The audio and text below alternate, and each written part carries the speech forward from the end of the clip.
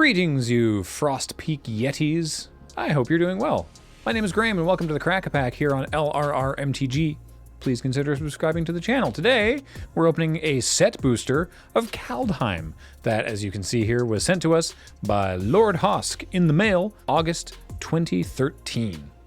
I don't think that's true, because we received this like a month ago. We opened this like a month ago, and it was sent like not that much longer before then.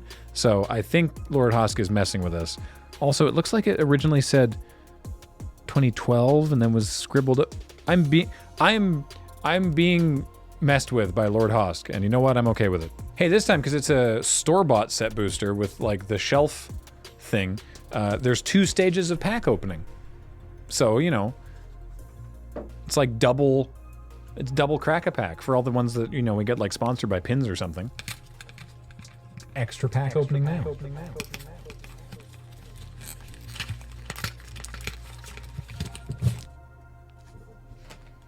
Oh, I am being messed with. Because this is a booster of Zendikar Rising that's been sealed with blue painter's tape and foil tape and 3 staples.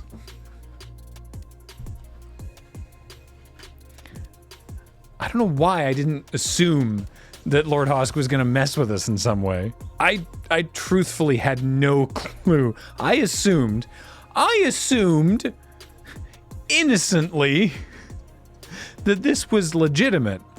And now my trust is being usurped by someone who, you know, who I believed in. I'm not actually upset, but I am legitimately surprised by this, so I don't know. Let's see what's inside.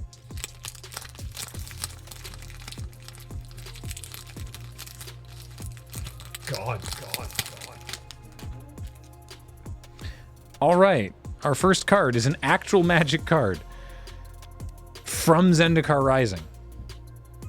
So I'm already surprised, and that's actually put me more on edge. Field Research is first. It's 2 and a blue for a sorcery, and has Kicker for 2 and a blue, and you draw 2 cards, and if it's kicked, you draw 3 cards. It's a very good card from Zendikar Rising.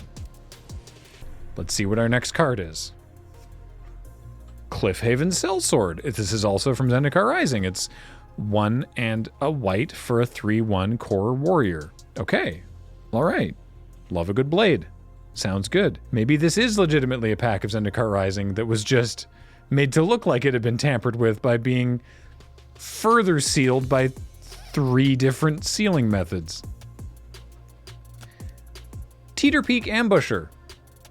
He said, slowly settling into a false sense of security, is 1 and a red for a 1/3 Goblin Warrior, and for 2 and a red, it gets +2/+0 until end of turn.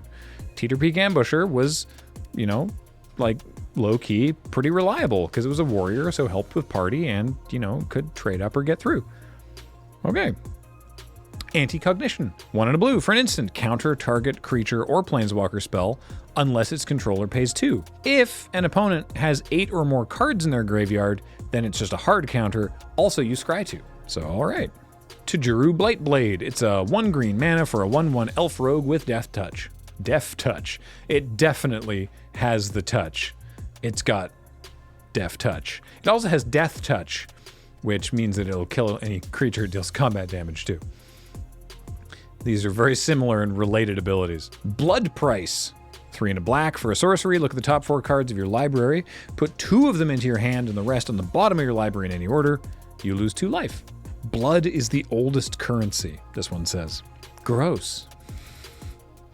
That just seems laborious. Nahiri's Binding. 1 white for a creature or planeswalker enchantment. The enchanted permanent can't attack or block, and its activated abilities can't be activated. And I never saw this thing wheel. Skyclave Squid is 1 and a blue for a 3/2 squid with Defender. It's got Landfall. Whenever a land enters the battlefield under your control, Skyclave Squid can attack this turn as though it didn't have Defender. Yeah, you know what? Yeah, I guess this was the second like 3/2 for 2 blue Defender that you could make attack not in as many sets, but like there was the Merfolk in Eldraine that was exactly that, and then this one as well. Sort of a new niche they were playing around in. Tuck, tuck, rubble fort. Tuck, tuck, rubble fort. Yeah, it's tuck, tuck, rubble fort. It's 2 in the red for an 0/3 wall with defender and reach, and creatures you control have haste. And it's named Tuck, tuck, rubble fort. I'm getting far too comfortable. Is there some sort of code in the order of the cards? F, C, T, A, T, B. No. Field, cliff, teat, anti, to Juru. No. Okay. All right. Well, just checking. Fearless Fledgling, which is not me right now. 1 and a white for a 1/1 Griffin. And with landfall, that says whenever a land enters the battlefield under your control, you put a +1/+1 counter on Fearless Fledgling, and it gains flying until end of turn. I recall the showcase art for this really undercut the flavor of it, because this is like some horrible baby bird barely learning how to fly, and the showcase frame was like this rockin' awesome looking like tiny eagle. It just looked way too cool. Vine Gecko. It's a gecko made of vines. 1 and a green for a 2/2 elemental lizard. The first kicked spell you cast each turn costs 1 less to cast. And whenever you cast a kicked spell, put a +1/+1 counter on Vine Gecko. You could get up to some shenanigans with this one.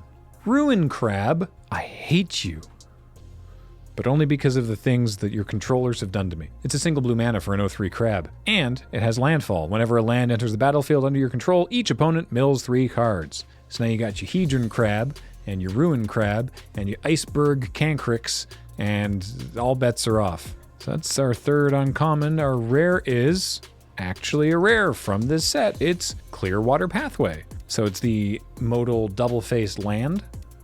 So it's either taps for blue on the Clearwater Pathway side, or you could play it as Murkwater Pathway that taps for black.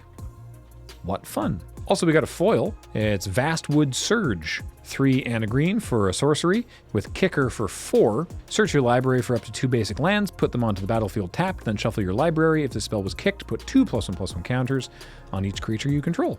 Cool. And then full art planes and a cat.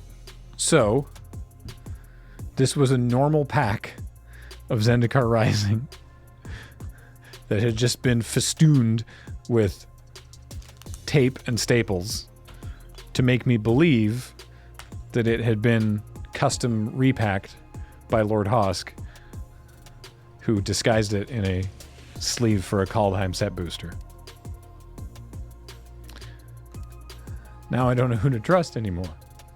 What do I even pick here? Probably Fearless Fledgling. Get that down early, you can get some serious beats in. It's not a spectacular pack. You could go Ruin Crab and just decide to choose Violence that day. But no, I'd probably take the Gecko or the Fledgling. Probably the Fledgling, if I'm being honest.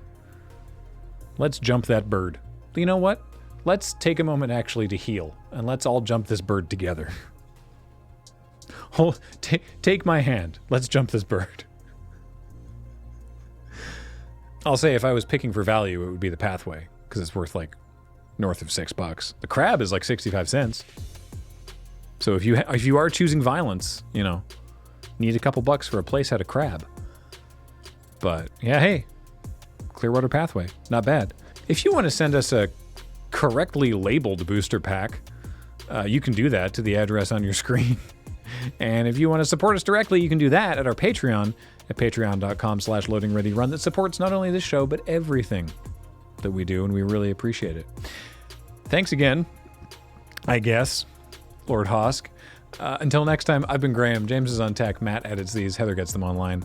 And thank you all for watching. We'll talk to you next time. Bye.